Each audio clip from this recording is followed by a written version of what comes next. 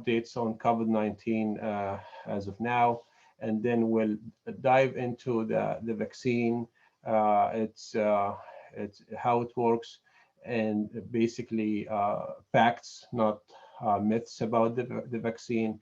And then we'll have Sheikh Ali talk about the vaccine from an Islamic perspective and what is our role as a Muslim community and how what the expectation, basically what the expectations are from us as Muslims, and so forth. So let me start by a disclaimer. Basically, as you know, this is an evolving situation, and information it changes over time.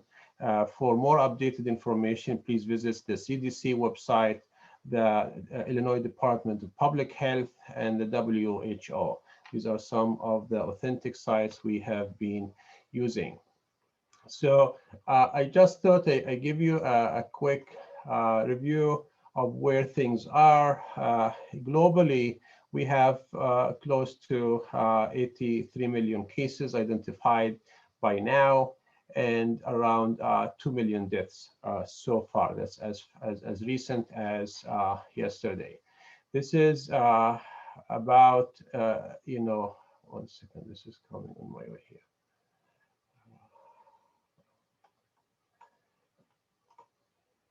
The cases continue to rise in the United States. As you can see, this is as of January 1st. This is as of January 1st, 2021. We have around or over 20 million cases, close to 350,000 deaths. If we go back just to November 11, we had around half the amount of cases, and the deaths were much less. So basically, weekly confirmed cases continue to increase around the globe and in the United States as well.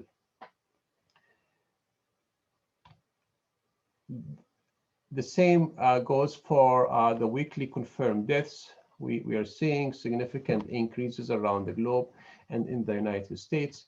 As you can see, we have more testing in the United States. We have more cases, and hospitalizations and deaths are all at all level high. And as you can see, the levels are higher than what we experienced in the early days of the pandemic.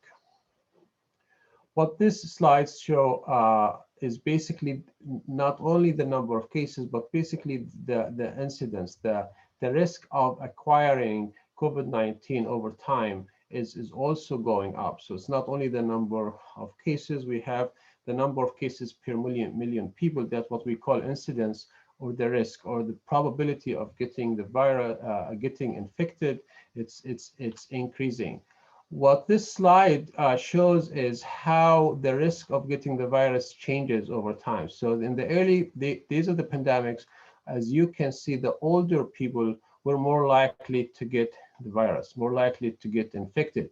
However, since June 1st, as you can see, this is the age group 18 to 24. So basically, they are at more risk of getting the virus, starting from, or they have been at more risk of getting the virus starting from June 2020, and they continue to be at increased risk. The risk in children is also increasing over time. The good thing is younger people and children are less likely to die from the infection.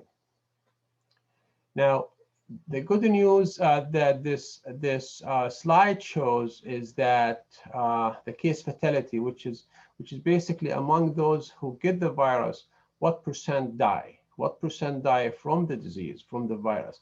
And as you can see, alhamdulillah, the number of people dying from the virus among those who get the virus is going down, which is good news. As far as Illinois, basically you can see we have around we are close to 1 million cases in Illinois, almost 17,000 confirmed deaths. These numbers have changed significantly since we did the last webinar in November, basically almost doubling the number of cases. This slide shows basically how the number of cases, how the disease disproportionately affect minorities and underserved populations, and it affects people from all age groups, It's not only the older people who die. Yes, the older are more likely to die if they get the disease, and the majority of the deaths are among the older people. However, we still see deaths in the younger age groups. So basically, what we have here is the emergent variants. I'm not sure how much Dr. Tabriz will touch on this, but I thought I have one slide.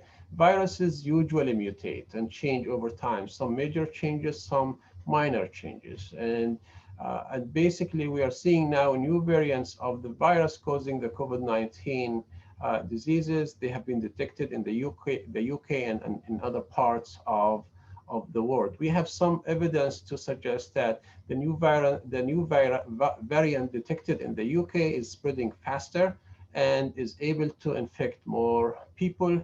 However, we don't have an evidence to suggest that the new variant causes more severe disease. It's expected that the new vaccines will work okay with a new variant. However, more research is needed. What we need to do, we need to continue to take measures to protect ourselves and others. This is the slide we published very early in the pandemic. It continues to be valid. We continue washing your hands frequently and thoroughly. Cover your mouth and nose when coughing and sneezing. You wear a mask. Maintain social or physical distance. Avoid gatherings.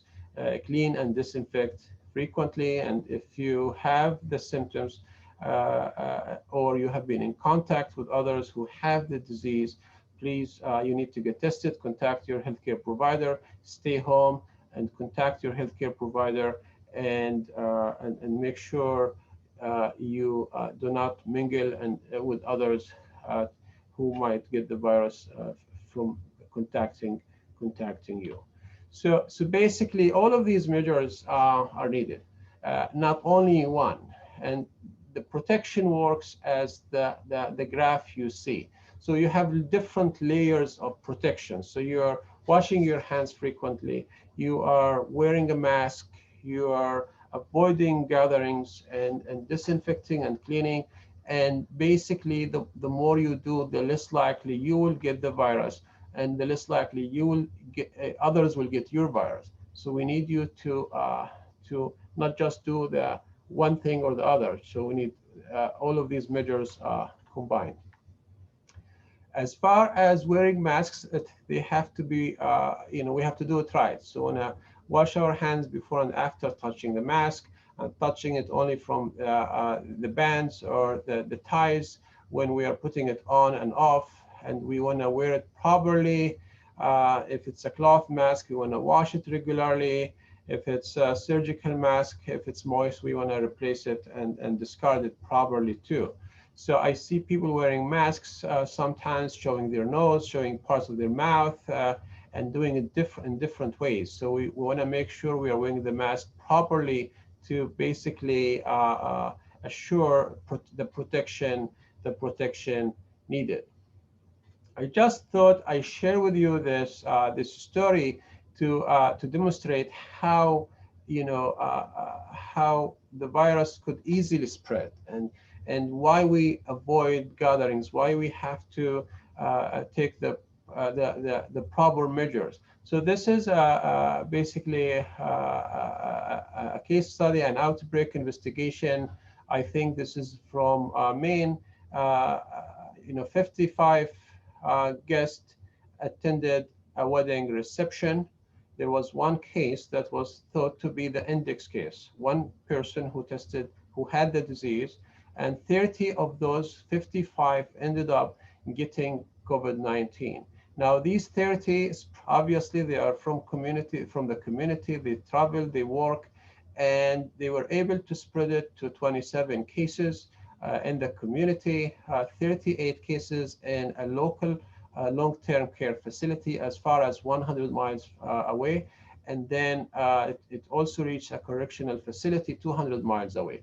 In total, 177 cases resulted from this outbreak, from attending this wedding, including 7 deaths. So although you are young and you think you're protected, you never know to whom you are spreading the viruses or the virus. And if you might survive it, but others might not. So you want to keep that in mind.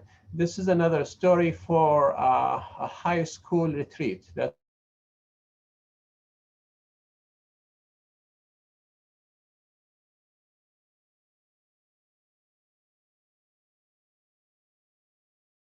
testing 1 week before joining the retreat. Although they did that, we have one student, although he tested positive before the retreat, a day or two after showed symptoms and was later diagnosed with COVID-19. 78.6% of those 152 students and staff who took part in that retreat got COVID-19. I just wanted to illustrate basically then why we take these precautionary measures. In this study, they looked at children who tested positive for COVID-19 and those who do not have COVID-19. And as you can see, compared with children who tested negative for the virus that causes COVID-19, children who tested positive were more likely to attend weddings, attend parties, go to funerals, and play with their play dates or playmates. Okay, and it's not because of joining school while maintaining social distancing and taking the precautionary measures. Okay, so the question now, how can we become immune? How can we achieve immunity? We can achieve immunity by either getting infected, however, that carries the risk of having a severe disease and potentially dying, or through vaccination. And hopefully our goal is to achieve herd immunity. Herd immunity, you ensure that a large proportion of the population has immunity, and then the probability of getting somebody infected, this red dot, in contact with somebody who is susceptible, this yellow dot, will be minimized. I will not talk a lot about this. Dr. Tabriz will touch on this, and then, alhamdulillah, finally we have new vaccines. I'm not going to talk much about these vaccines. We have several companies around the globe racing to develop vaccines. We have 2 vaccines approved in the United States. We have the Astrogenic vaccine approved in the UK and other parts of the world. And now I'm going to introduce Dr. Tabriz, who will talk more about this the vaccine. I'm sorry I talked fast because I want to give you more time to hear Dr. Tabriz and what he has to say. Dr. Mohammed Shams Tabriz obtained his medical degree BS from Dhaka Medical College in Bangladesh in 1994. He completed 3 years residency in internal medicine at Queen's Hospital Center and Mount Sinai School of Medicine in New York in 2001. From 2001 to 2003, Dr. Tabriz completed a fellowship in a clinical infectious disease at St. John Hospital and Medical Center at Wayne State University in Detroit. He is board certified in both internal medicine and infectious disease in the United States, and currently practices as a consultant in infectious disease at Advocate Christ Medical Center, a 750-bed academic and tertiary care hospital in southwest suburb of Chicago. We know we have Christ by us here. He has treated hundreds of patients with COVID-19 since the beginning of the pandemic. Dr. Tabriz serves as a clinical associate professor of medicine at the University of Illinois at Chicago and the fellow of Infectious Disease Society of America. He has taught hundreds of medical and pharma students and residents over the last 18 years. And I know he omitted some stuff here. I know he taught, he is also teaching medical students and medical residents globally, around the globe as well. We are so happy, we are so proud to and so privileged to have Dr. Tabriz joining us today. I'm going to stop sharing now so Dr. Tabriz can share. Thank you. Thank you, Brother Kamal. Assalamu alaikum wa rahmatullahi wa barakatuh. Bismillahir Rahmanir Rahim. First of all, I would like to thank CIOGC and the panelists, Sheikh Hassan and Brother Kamal and Brother Abdullah Mitchell and all the participants to give me this opportunity to share my thought about this COVID disease as well as the COVID vaccine. We are talking mostly in non-medical persons, so I'll try to walk you through some simple idea about the virus itself as well as the vaccine and the importance of it. So go to my slide.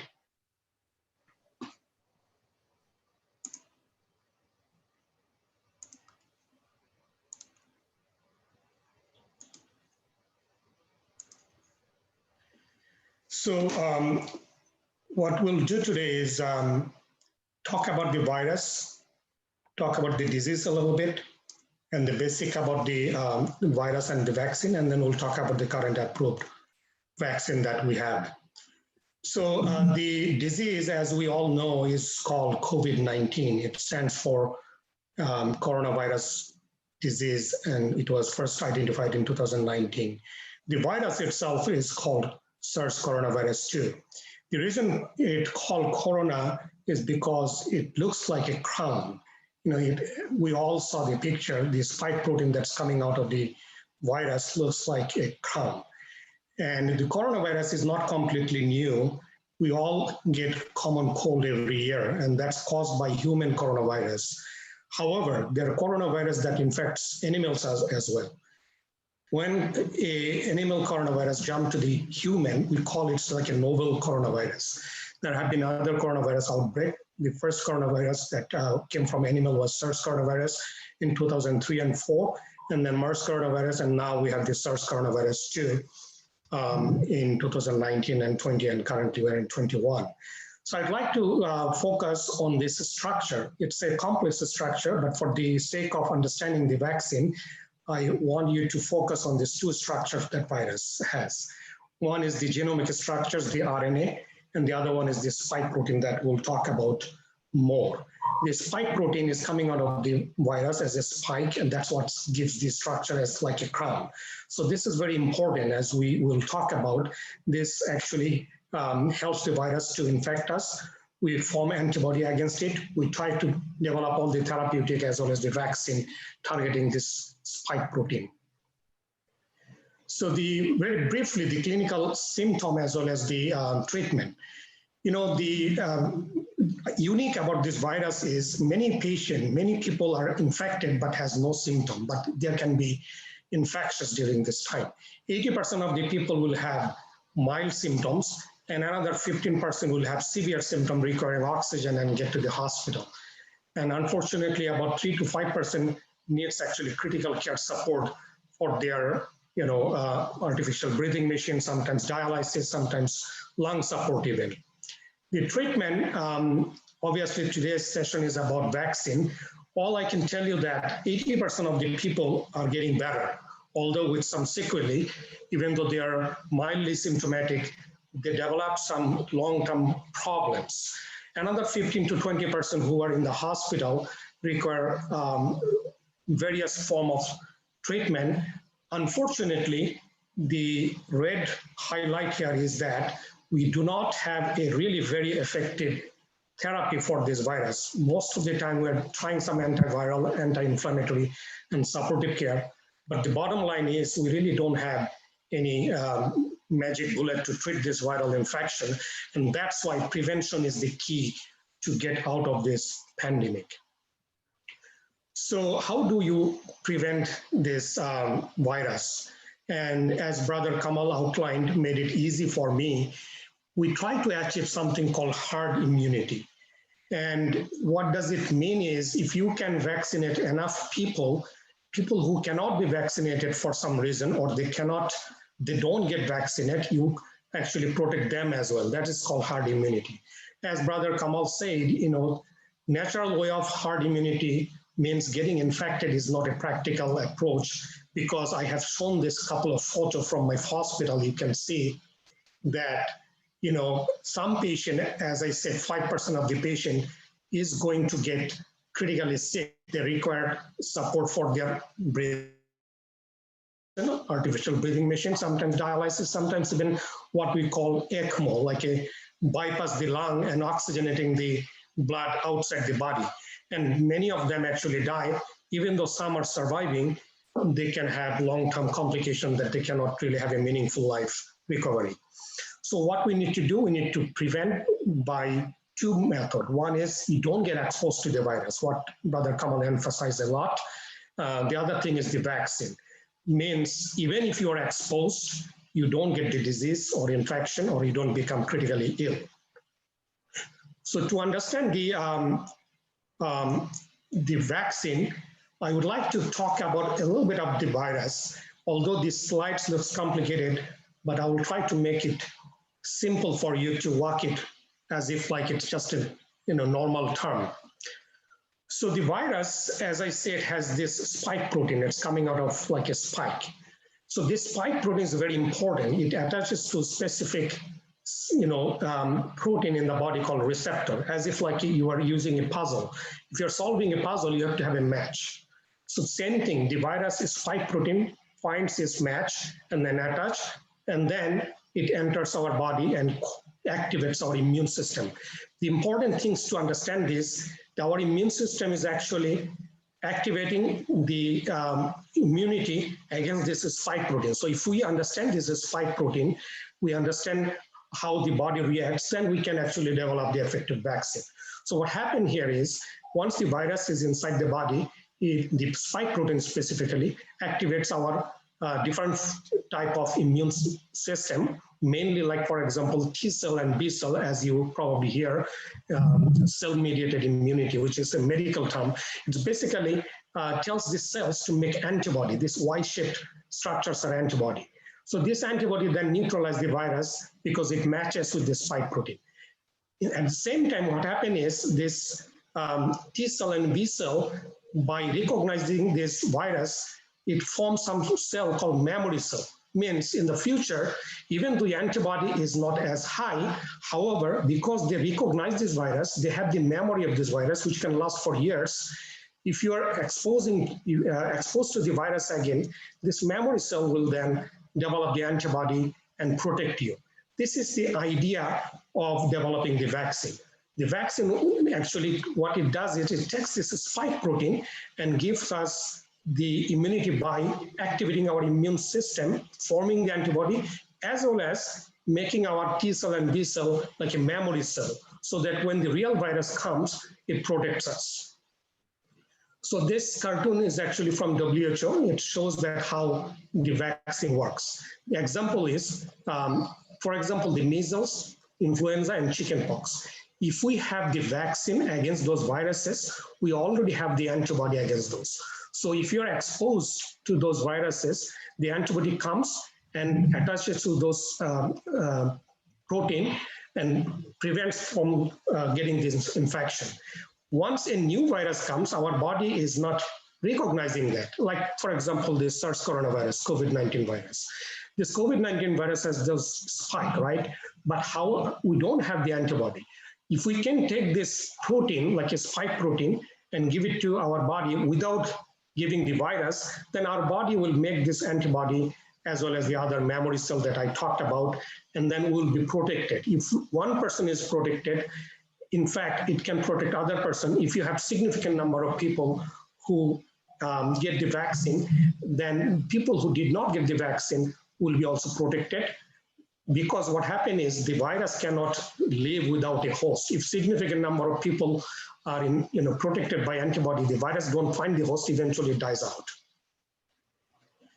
So before we go to talk about our vaccine that I approved in USA, I want to show you this cartoon also. What is messenger RNA that you are always hearing in the news and media?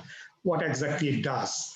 So as I said, the virus has its own life cycle, right? So once the virus, through its spike protein, attaches to the cell and gets into the cell of our body, what it does, it makes more virus. During this process, it's a complex process. What it does, it replicates or it makes more of its genetic structure, but it also requires to make its different kind of protein, for example, spike protein. The way it does, it has this machinery called messenger RNA. It actually, harbor the code, what kind of code our body need to read to make this spike protein. That's what the idea of messenger RNA vaccine comes. Means if we can take this code without taking the virus and give it to our body, the body then makes the spike protein and then the immune system get activated and then we get the protection from that. So that's the idea of messenger RNA. In fact, all the vaccine actually targeting the spike protein. So there's different way of making the spike protein, and that's different vaccine platform use different kind of method to give the spike protein to our body to make the immunity, antibody and cell-mediated immunity, the memory cell. So what are the vaccines that currently are in different kind of trial? As I said, that all the vaccines are targeting the spike protein. The differences are how you make the spike protein in the body, how do you deliver the spike protein. That's what the difference is. But every vaccine targets this spike protein. Currently, there are about 64 vaccines in clinical trial in phase 1 and phase 2, and 19 vaccines are in final stage of clinical trial. And there's about 85 other vaccines that are in preclinical, and they are testing in animals. So the messenger RNA vaccine already approved in US in December, 2 of them. And the other vaccine that Brother Kamal touched base about, the Astrogenic Vaccine, that was just approved on December 30th in UK.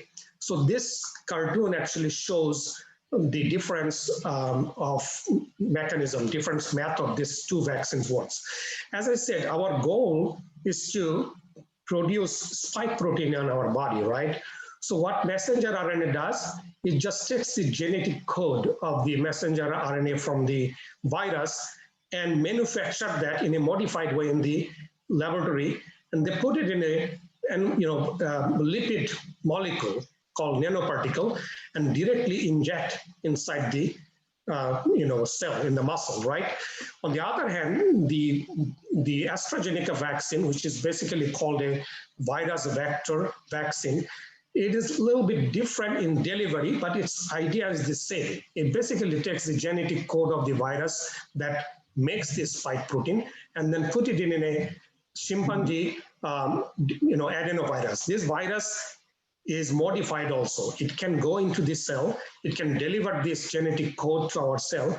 However, it cannot multiply, it cannot make more viruses in our body. That's the idea of the AstraZeneca, and few other vaccines are using a virus that is not pathogenic, means it doesn't cause the disease, but it delivers the genetic code, and then our cell machinery then produce this spike protein. Once the spike protein is produced, then all the other things that I showed you, the antibody will be formed, the cell will be formed that will retain the memory of this spike protein. Once it sees the real virus, then all this ammunition, all this protective mechanism get activated and protect us. Couple of things about AstraZeneca vaccine, that this vaccine is approved in UK. However, it has not been approved in USA for a couple of reasons. Its phase 3 trial is going on in US actually.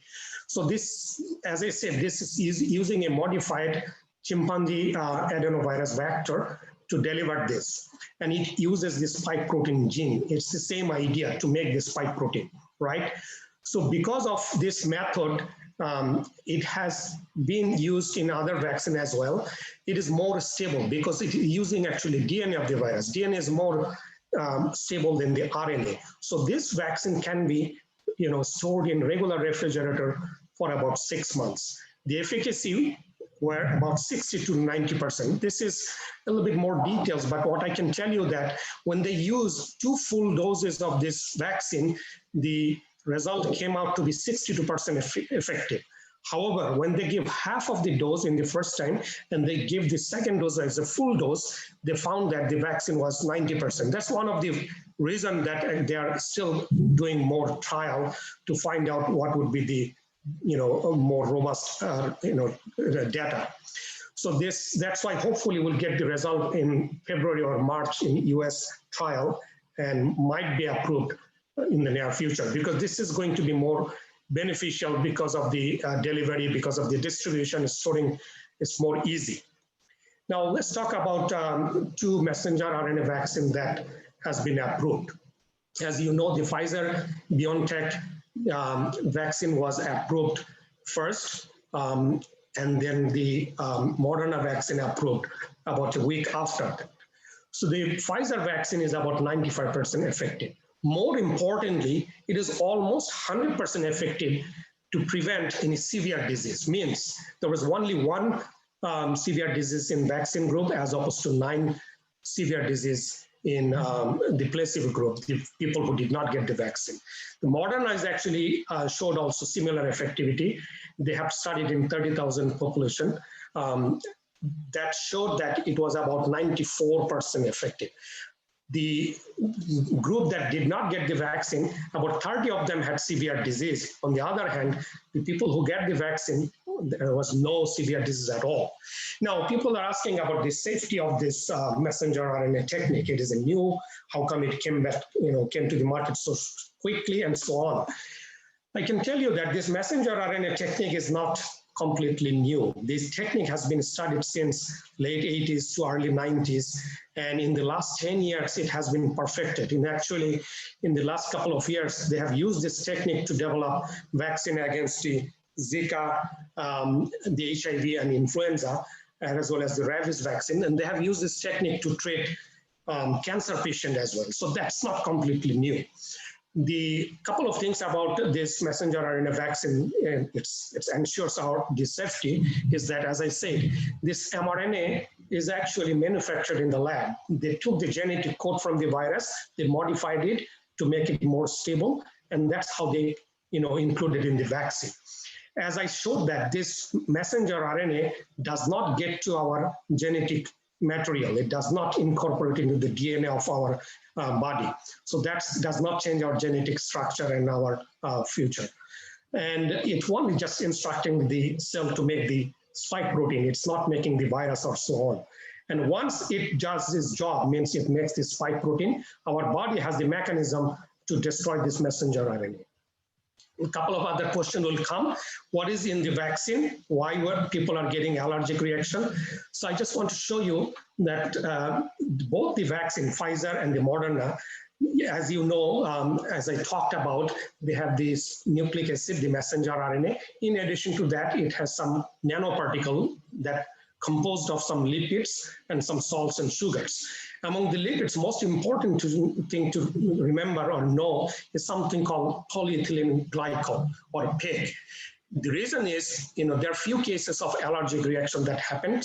We don't know for sure 100%, but this is the only molecule that might be contributing to the allergy. That's why the CDC and FDA actually recommend only people who should not be getting the vaccine at this point. If you received your first dose of this mRNA vaccine, whether it's Pfizer or the Moderna, you could develop a serious reaction, even if you had the allergic reaction the first time. The second time could be more life-threatening.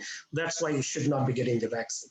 The other thing is, if you had known allergic reaction to those polyethylene glycol or PEG or polysorbate that is sometimes found in different kind of other injectable medication, not the oral medication, injectable medication. Those are the only people should not be considered for vaccine at this time. Other than that, everybody else is eligible or should be considered to get the vaccine. People ask about how about other allergy. For example, if I have allergy to food, pets, the venom, the environment allergy like an asthma, or some oral medication, antibiotic and things like that, or latex, eggs and gelatin.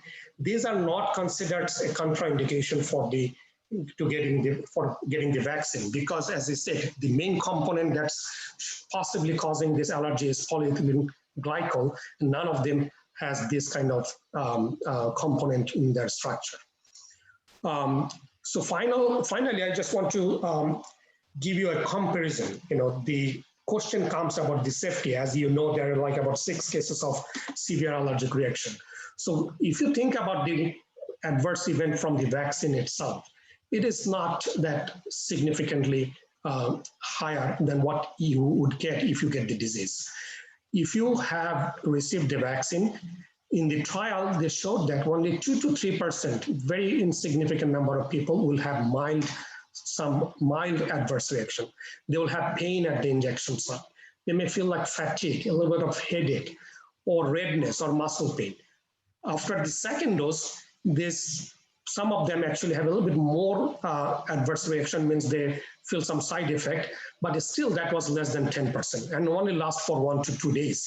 And it is actually manifesting because this reaction tells you that your body is making the antibody. That basically is a response. In the red, I am showing you that as of yesterday, more than 350 have died from the vaccine.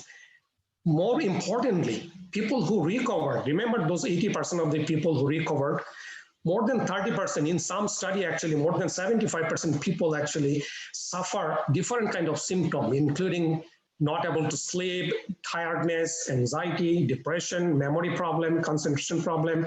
All these things persist for almost up to 6 months as of current data. So your side effect and disadvantage from the vaccine, if you consider that, is very minimum. Your safety and your advantage of getting the vaccine is way high when you compare the disease itself. As of yesterday, there's about 4.28 million doses has been administered in US, and only 6 cases has been reported. There are like a couple of cases only. So it is estimated that 1 or 2% out of every million people might develop some kind of allergic reaction, which can be managed. All the vaccine administration sites should have preparation to manage any kind of allergic reaction. But if you think about all the medication that you take, antibiotic, the medication for your cholesterol, your blood pressure, there is always a risk of getting allergic reaction or some sort of side effect. But you still do that because that benefits you. Same concept applies for the vaccine. And there is all the other system is in place to actually check and balance and report your side effect that I have mentioned here. Finally, I just would like to say that, I myself have taken the vaccine. If I did not think the vaccine is safe and is important, as an informed and, somebody who practiced infectious disease for 18 years, I wouldn't have taken that. So that's our social and moral duty, which Brother Hassan Ali will talk about more. But I just would like to say that this is, as of now, this is a safe technique. We know about this technique a lot. And for the long term, we need to see what happens. But until then, until the vaccine, the benefit of the vaccine is in full phase, all the people are vaccinated, you need to continue to use your mask, social distancing, hand washing, avoid gathering, so that we can overcome this pandemic, inshallah. So hopefully 2020 is, it's gone. The coronavirus is gone, and we have a better future with the vaccine in 2021. With that, I just thank you, everybody. Jazakallah khairan. Thank you for giving me the opportunity to talk about this again. Jazakallah.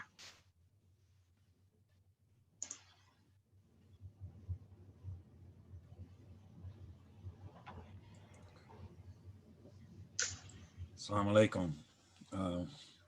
Dr. Please, that was a very informative presentation. You've alleviated even some of the remote fears I've had of this vaccination. Thank you very much.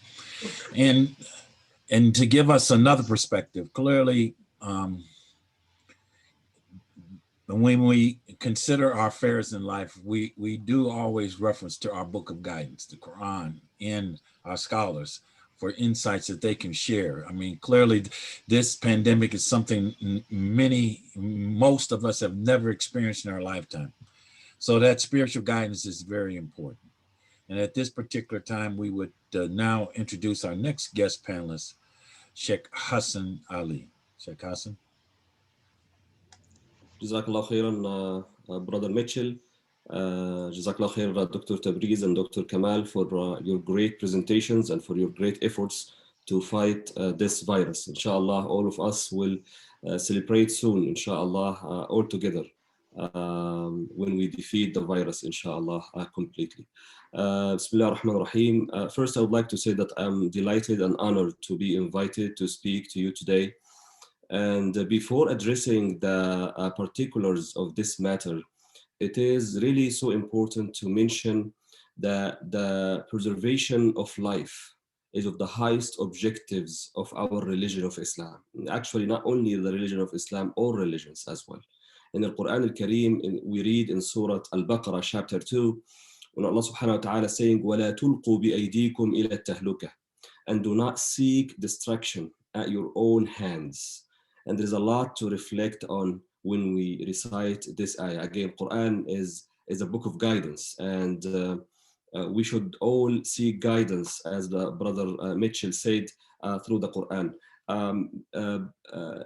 In chapter 16, for example, in Surah Al-Nahl, Allah subhanahu wa ta'ala has said, so ask the people of the reminder, أهل الذكر, فاسألوا أهل الذكر, if you do not know. And what we're doing here today is that we're asking Ahl al-Dhikr, we're asking the people of knowledge, Dr. Tabriz and Dr. Kamal and others who know better than us in this regard, and we trust their judgment on it. All of us, we can't really go to school again and study for years and years and have years and years of experience in what they got. Every and each one of us has its own experience in whatever field they have. Same thing when someone come to me as an imam to ask me about something in fiqh or in Islamic law, and I respond to that. It's a point of trust, right, that we take. And now I heard that Dr. Tabriz, mashallah, got the vaccine. I got the vaccine myself last week, and I was asked by one of the imams actually a few weeks ago, what you're gonna do when the vaccine will be available for you? And I said, well, you know, if the doctors that I know and I love and I respect and I trust are trusting the vaccine and they got the vaccine themselves, I find no reason to even question that, right? I mean, alhamdulillah, we're learning a lot from our professional doctors who are explaining to us the mechanism of the vaccine and all of these great terminologies. But even without really understanding it 100%, which is impossible for someone like me to do, we have to have some kind of trust. And this is a guidance from the Quran. فَاسْأَلُوا أَهْلَ الذِّكْرِ إِن كُنتُمْ لَا تَعْلَمُونَ. Now, what the scholar says is that the basis of judgment in the matters of medicine is possibility, not certainty, right? And these are the scholars of Islamic law or fuqaha. They said the basis of judgment in the matters of medicine is possibility, not certainty, which is unattainable in most cases of medicine, right? And so there is no blame on physicians and researchers when they base their judgment on the greater likelihood, because there is nothing like 100% in most of the cases. Al-Mardawi, one of the great scholars of Islam who died in the year 1480 in Damascus, Syria, he said, where we accept the judgment of the physician, then acting on the greater likelihood, or what we call it غلبة الظن, is sufficient. Acting on the greater likelihood, or غلبة الظن, is sufficient, according to the correct position in the madhab, and he followed al-madhab al-Hanbali. So in general, when we conflicting benefits and harms are intermixed, that is necessary is to obtain the greater good and repel the greater harm. If some limited side effects are encountered with a particular medicine, they should be overlooked if the medicine's benefit outweigh the harms. Concerning the particular issue of the COVID-19 vaccine, it is a matter of great importance that goes beyond the interests of individuals to a communal ones.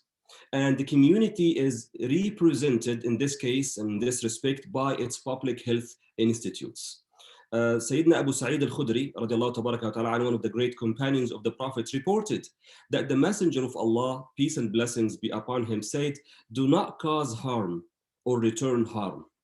La darara wa la dirar. Do not cause harm or return harm to somebody else. Whoever harms others, God will harm him.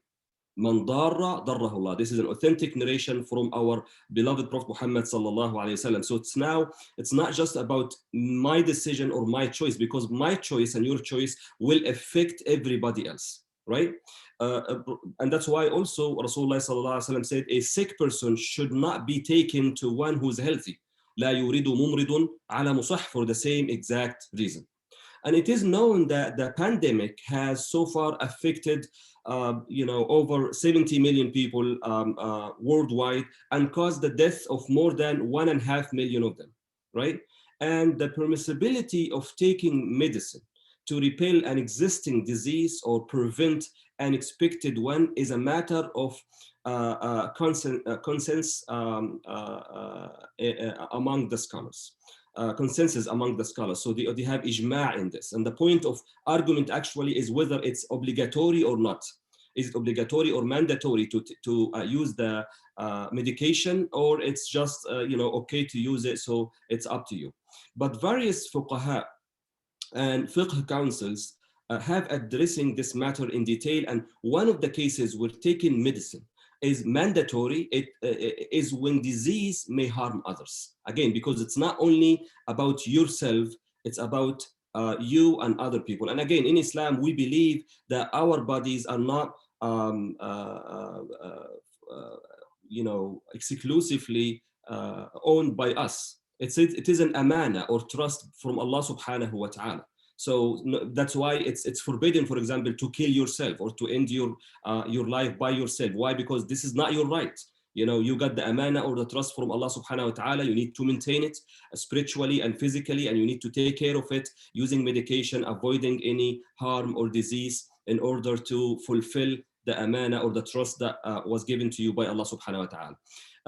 And this may apply to the case of COVID-19, which is extremely contagious. So the approval of such vaccine is not a decision that is left to one person or a company, but it is something that conducted by, again, health authorities and great committees who work hard in researching and applying all available measures. Now, based on what we discussed today, and because of the nature of the danger that the world faces, the assumed risk is not really sufficient, as Dr. Tabriz said, to make the vaccine impermissible or haram. And the least that could be said is that it is highly recommended for the individuals to take when it's available, right? Again, we don't want to establish a new rule in Islam, but we have to understand the merit and the spirit of our religion in order to apply things around us. As for the public health authorities, it is a responsibility also on them to make it available for the people for their benefit and for their protection. Sadly, some people are greedy of news and information circulations without any kind of investigation. And actually, this is contradict with one very famous order in the Quran al-Kareem in Surah al-Hujurat, or the rooms, when Allah subhanahu wa ta'ala commanded the believers that they must examine and investigate the important news, because if they do not do so, they may be hit others without intention and blame themselves later. يا أيها الذين آمنوا إن جاءكم فاسق بنبأ فتبينوا أن تصيبوا قوما بجهالة فتصبحوا على ما فعلتم نادمين. So, subhanallah, everybody was waiting and asking for the vaccine to come or for medication to come, and everybody was praying, Ya Allah, bring the dawa. And when we have the dawa and it's available, now people are, questioning is it valid or not? What might happen to me? I will not take it now, and other things like that. We should, brothers and sisters, follow the instructions of our healthcare experts, who reminds us that not following these measures and not taking the vaccine will not only put ourselves or our families and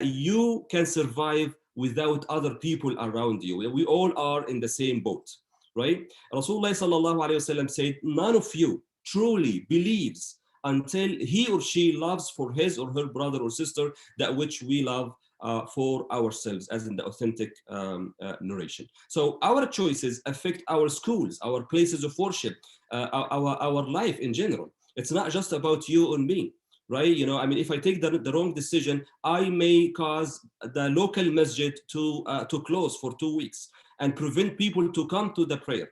I may cause the local school district to close because, again, I'm not taking what I should take, and that might affect my children and other people's children. It's not about you or I anymore. It's about all of us. That's why ihdina as-sirat al-mustaqim. So the struggle to contain the coronavirus should be our #1 priority as Muslims. We are all on the same boat of this world, and behavior that will sink the ship should not be met with silence and indifference. Not only that, but a positive, great contribution should be expected from every and each one of us. And together, we can do that, inshallah. Together, we can show that we as Muslims can lead other people around us to protect each other and to find, inshallah, an exit from this COVID-19 very soon. So again, we can pray in Ramadan together, and we can celebrate Eid together, and also people of other faith can celebrate in their holidays all together. So we should always remember this when we recite next time, Ihdina as-sirat al-mustaqim, or guide us to the straight path. Jazakumullah khairan, and thank you. Thank you, Sheikh Hassan Ali.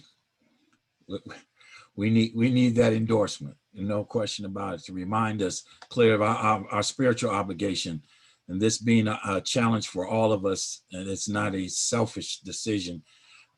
It is for the common good.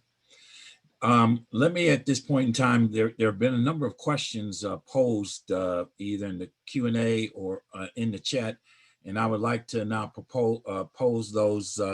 I think a number of them really are directed to you, Dr. Tabriz.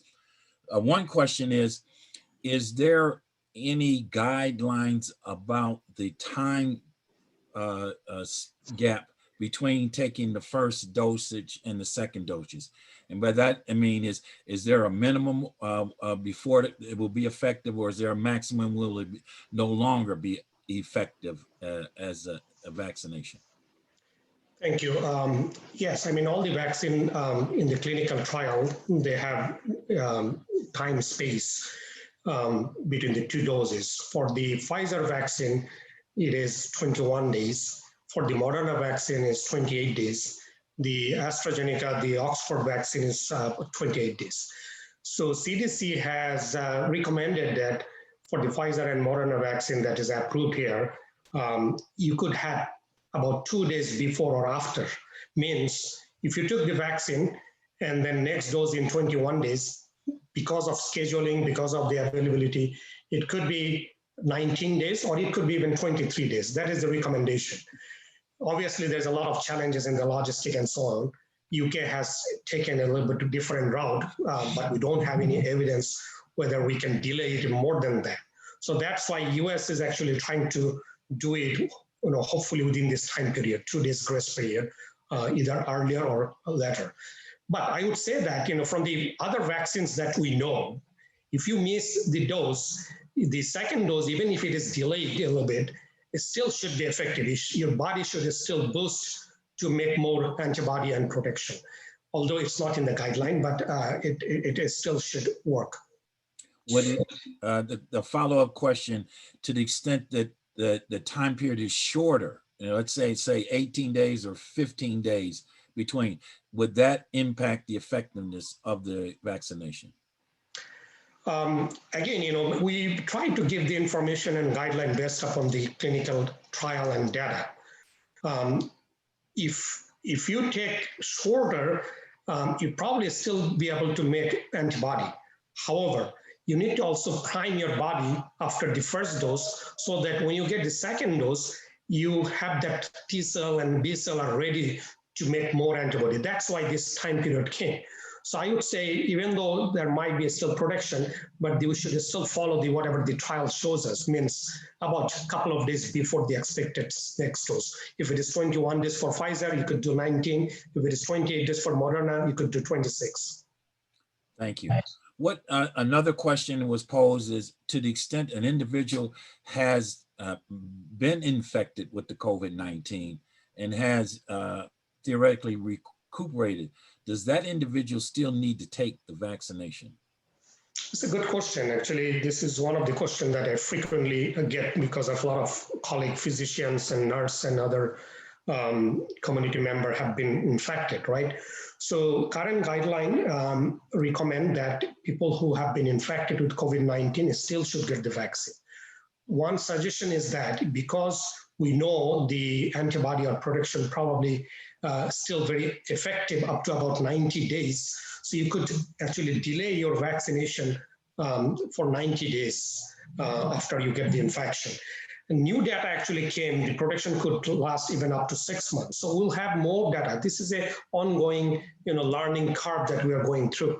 So in a few months, we might have more data that might change. But as of now, all people who have been infected, they should still consider getting the vaccine because we don't know how long the natural infection will protect you. That's why we need to continue to get the vaccine and protect ourselves and get the herd immunity. Your response brought on the next question, and we were talking about, the question poses, how long is the protection when one takes the vaccination? There are a lot of study in that. We are in about 1 year in this new virus infection, right? From the natural infection, we know that recently, actually, there is a new paper came. They have shown that even up to 6 months, they have seen the antibody, the memory cell that we talked about, the T cell and B cell, are still very active. That means up to 6 months, people are getting protection to some extent, majority of them. From the vaccine, we need to see what happened in 6 months from now, right? This vaccine clinical trial, phase 3 just completed for Moderna and the Pfizer. It's not even completed, it's actually an ongoing trial, right? So we need to get there in 6 months from now, 9 months from now, 1 year from now, and to see what kind of data we have, and then we come up with more data-based, science-based recommendation. So once a question was posed of how effective is the vaccination, I think you did address that a bit in your presentation, but could you repeat the response for the benefit of the audience? Inshallah. So for the Pfizer vaccine, as I said, they have tested, the trial was about 43,000 participants. Half of them get the vaccine and half of them did not get the vaccine, just like a saline or some placebo. And they have shown that that vaccine was about 95% effective. Means 95% people who get the vaccine did not get the infection, right? The Moderna vaccine, it also similar effectivity. That trial showed that the vaccine was about 94% effective. The Oxford vaccine, we talked about it, is still ongoing trial. Their result is a little bit variable based upon what kind of dose you have used, but it's still about 60 to 90% effective. So all this vaccine actually has shown the effectivity more than a lot of other vaccines that we have been using for years. For example, influenza vaccine. The influenza vaccine, when we take every year, it gives us about 50 to 60% protection.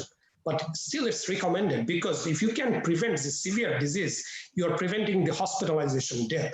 And both this vaccine and Moderna and Pfizer, they have actually almost 100% protection against going into severe disease where you get to the hospital and critically ill.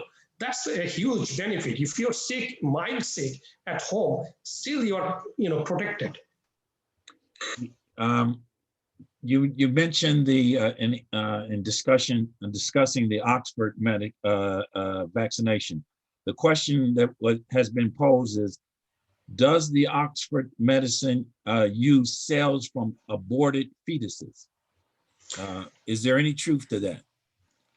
Well, from my knowledge, no, it is not, because the genetic code that's in the messenger RNA of the virus is prepared, and that's genetic code is actually put it in an adenovirus. This is a virus, right? This is a chimpanzee virus that incorporates the genetic code, and then you basically deliver it to the human body. So I don't see any in the process that it uses any fetus or anything like that. If Dr. Kamal wants to add anything to that. No, I concur with that. Thank you. I just have a question to Sheikh Hassan, if I may. Sheikh Hassan, we see a lot of rumors and the news circulating via WhatsApp and different social media. What are our responsibilities as far as sharing news that might be harmful to others? Could we be potentially responsible in front of Allah first? I know if you share some news, you could be legally liable in front of the authorities. But I just wanted you to say a few words about people sharing left and right things that sometimes might be harmful if people act on. Yeah, Jazakallah khair, Dr. Kamal.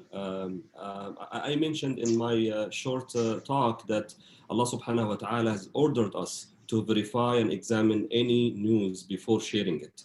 And Allah subhanahu wa ta'ala has told us that we may feel sorry for that. So nadam, and feeling sorry will be only if we commit something wrong. We are responsible for anything we do in our life, and circulating and sharing any news on social media or WhatsApp or Facebook, whatever, without verifying these news, and most of it, unfortunately, are fake news. And this is not limited to COVID-19. This is in all of our matters. A lot of time we receive weak or fabricated narrations from the Prophet saying different things about different aspects of life or worship. Sharing these things will harm other people for sure. Prophet Muhammad said that a time will come when people will ask ignorant people about their matters. And what happened is that those ignorant people will give fatwa without knowledge. And of course, fatwa does not necessarily mean fatwa in religion. Fatwa is an answer for any important question. Those people, ignorant people, will give a wrong answer. And what Rasulullah said, "Dallu wa adallu." So they themselves, they went astray, and they will make others go astray. So there is a great responsibility here, because any fake news, especially in this matter, this is a very serious matter. Any message that you may share to discourage someone who may get the vaccine to save his life or somebody's life, will be a great responsibility on you in the Day of Judgment. And again, al-kalima, the word in Islam, is very important, right? The word is very important. Prophet Muhammad said that you may speak a word and you don't really even look at it. You consider it as nothing. إن العبد لا يتكلم بالكلمة لا يلقي لها بالا. Then Rasulullah said, فيهوي بها في النار 70 خريفا. He will be in the fire for 70 years. Because of a saying or sharing a word that actually caused harm to some people. And we're talking here about death. We're talking about pain. We're talking about hours and days of challenges with the families and others. We're talking about possibility of transferring the disease to thousands of people because of one message that we may share. So we should fear Allah subhanahu wa ta'ala. Again, we have our doctors here. And we should trust them as we trusted them before, as we trust them every day. I mean, when I take Tylenol, I don't really know what's in Tylenol. I don't want to know. Really? And even if I know and I read the thing, I don't know. When I go to the pharmacist, I just trust him and I take it and that's it. And many times we have even, again, as Dr. Tabriz mentioned, some side effects. A little side effect will not kill me. But refusing to take the vaccine or sharing false information or knowledge about the vaccine will kill people. And killing is the major act of sin in Islam after associating someone with Allah subhanahu wa ta'ala. Wallahu a'lam. Jazakallah khair.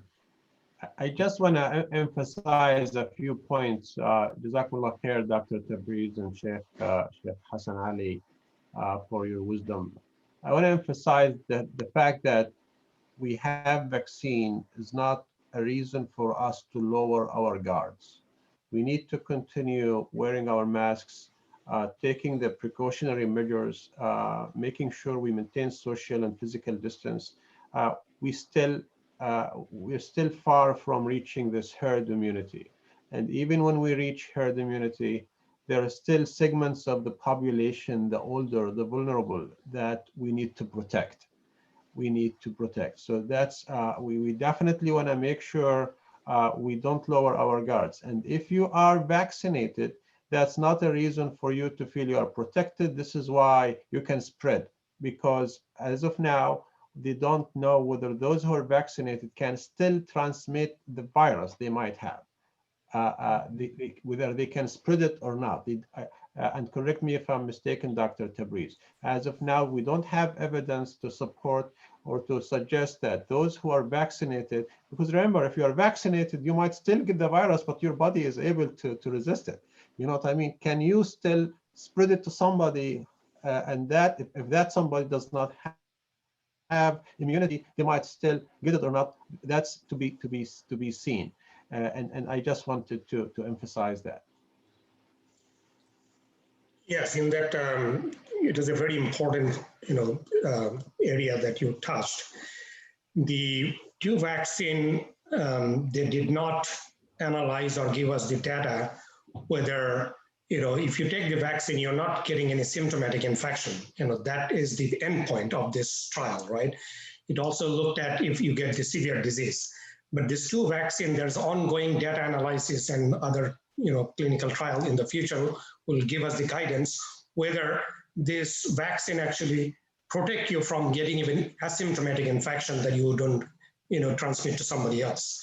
There's some limited data from Moderna vaccine and Oxford vaccine. They have looked at that. To do that, you have to check their nose to see if they have virus, even though they don't have any infection. So they do have some limited data on those. It's not published, but they are in the literature, in medical community, that they do give some protection, but how much and how long, we don't know yet. So until then, I completely agree. For myself, I took the vaccine, but when I'm seeing patient, I see COVID patient every single day, 10, 15 patients a day. So I still have to guard myself, and I still need to continue to do it in the community so that I don't give this infection to somebody else who is vulnerable.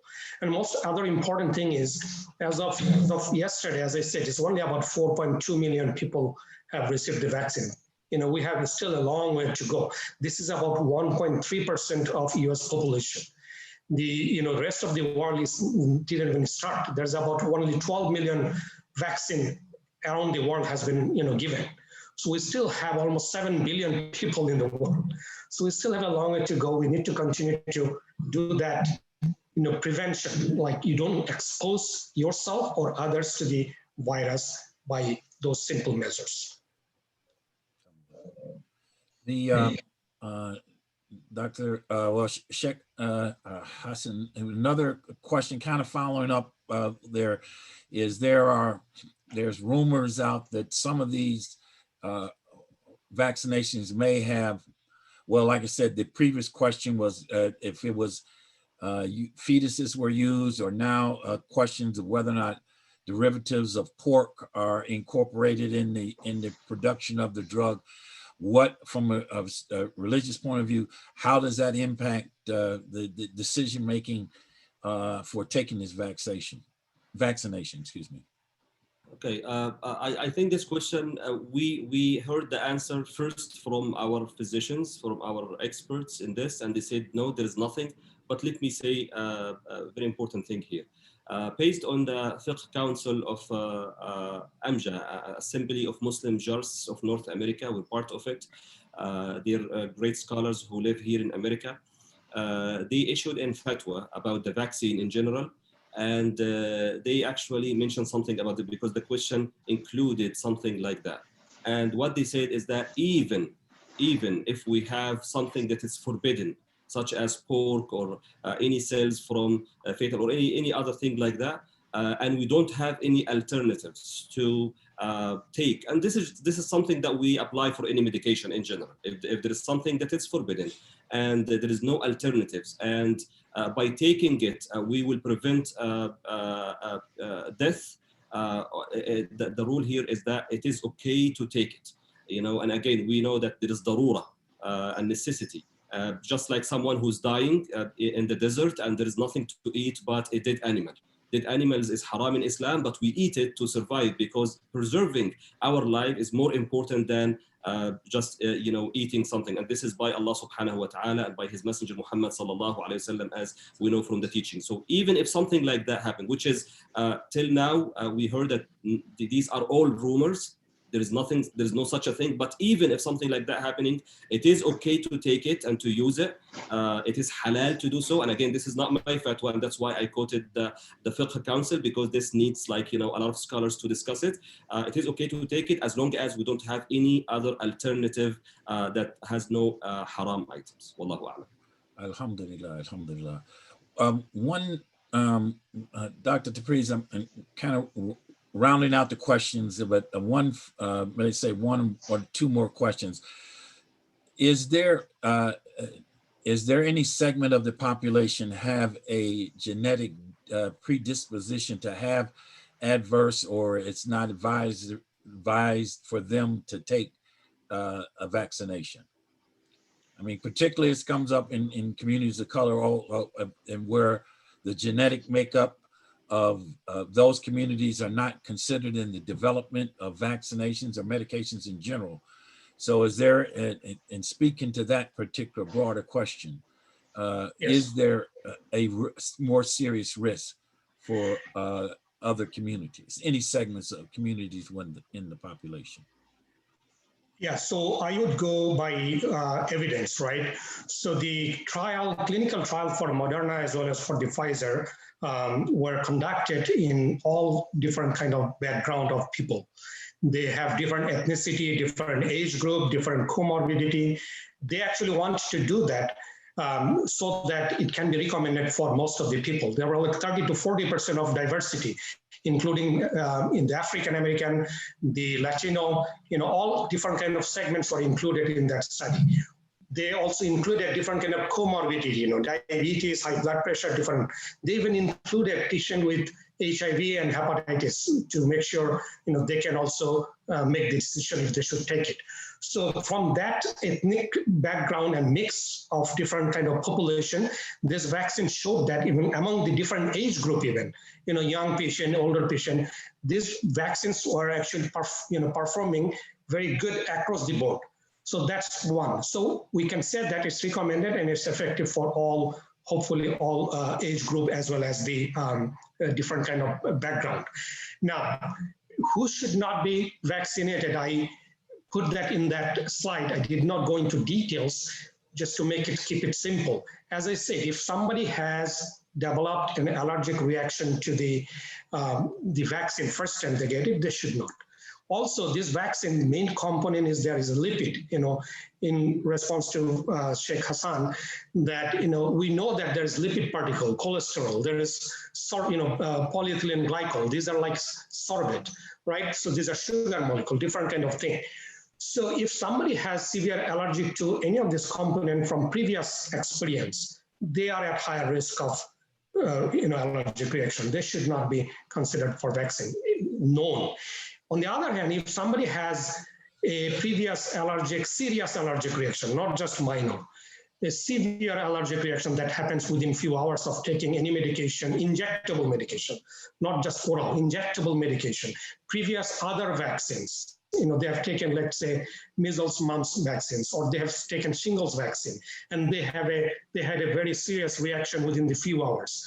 For them, it's not contraindicated, but it is recommended that you discuss with your healthcare provider so that they have an extra precaution when you take the vaccine. It's not contraindication, but it's just extra precaution. I hope that covers pretty much. Alhamdulillah. No, thank you. There's another concerns that were raised, but well, though that pretty much exhausts the questions. I'm sure there'll be more as people ponder.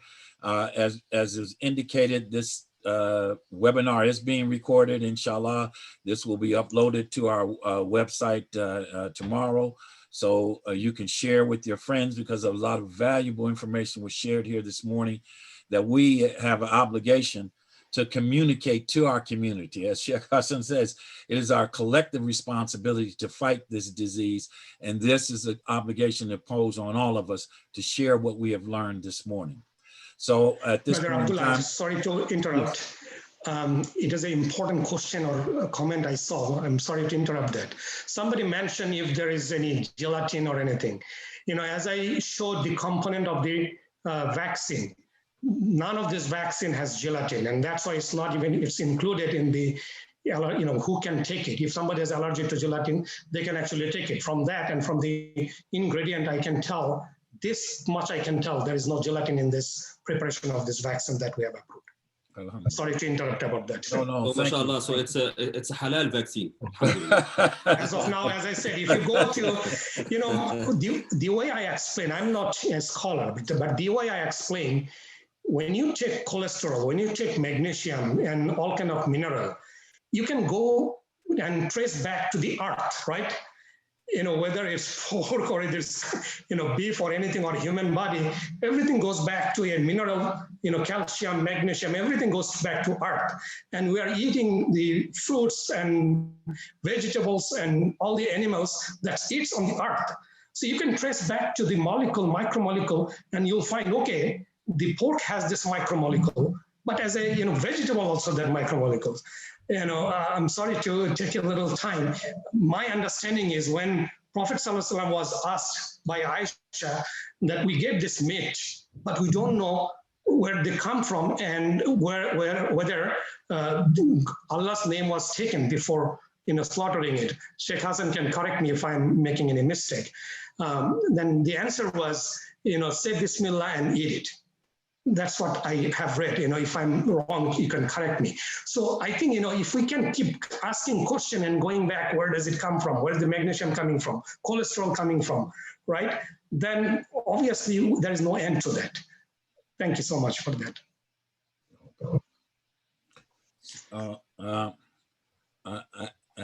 The fact that Sheikh Hassan has nothing further said, he says it's already been said, it's already been done, no need to be redundant. So at this particular point in time, Dr. Kamal, if you would like to make some closing remarks on behalf of the task force. I would like to thank our panelists. We're very grateful for your for this talk, for your wisdom, for sharing with our community this great information. We know there's some hesitancy out there. And it's okay to ask questions, and it's okay to want to know. And this is why we are holding these webinars, and we will continue to educate our community. It's our responsibility, and we are happy that you made this webinar part of your day. And this is what we want. People who have questions should be able to ask these questions. It's the distribution, the sharing of fake, not factual information that might hurt our community that we are against. We will continue to hold these webinars to educate our community as we have done since the beginning of this pandemic. May Allah protect all humanity. May Allah relieve our humanity around the globe from this pandemic. We know vaccines save lives. We know for sure. We have been taking vaccines since our early child, since we are born, basically. We take vaccines. We know some people are, have some issues, but for the majority of people, we have been taking vaccines, and we know vaccines save lives. Do they have side effects? As the doctors say, there are side effects, but there are also side effects to any medication. Try reading the medication label of anything you are taking, and you will be surprised, and you will see the word death as one of the side effects, and many of them. You know what I mean? But you're still taking it, and you're taking your Tylenol. So I want to thank you so much for joining. May Allah protect all of us and humanity at large. Jazakumullah khairan. Assalamu alaikum. Inshallah, that completes our webinar this morning, early afternoon. As advised by our panelists, please share this information. Alhamdulillah, we've all benefited from what we've learned this morning, but the magnitude of the information, the importance of the information cannot be kept with us. We must do whatever we can to share this information. And once again, that's the role of the council, to be a platform to benefit the greater good of our community. We thank you once again for joining us this morning. Assalamu alaikum. Jazakumullah khair.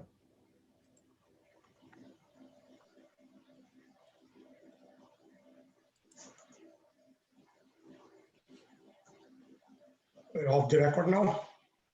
Yeah.